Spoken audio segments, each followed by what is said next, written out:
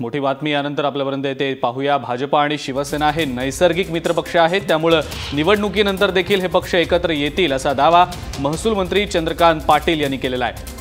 आरोप प्रत्यारोप होतच राहणार। मुंबई महापालिका सोडून इतर ठिकाणी युतीसाठी उद्धव ठाकरे पुन्हा निर्णय घेतील असा विश्वास देखील त्यांनी व्यक्त केलेला आहे। मुंबईचा महापौर हा भाजपचाच असेल, 115 जागा भाजप जिंकणार असंही चंद्रकांत पाटील यांनी म्हटलेलं आहे।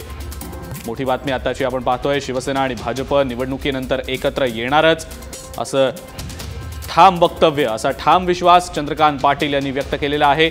भाजप आणि सेना हे नैसर्गिक मित्रपक्ष आहेत, त्यामुळे ते एकत्र येतीलच आणि यासोबतच मुंबई सोडून इतर ठिकाणी युती करण्याबाबत उद्धव ठाकरे निर्णय घेतील असा आशावाद देखील त्यांनी व्यक्त केलेला आहे।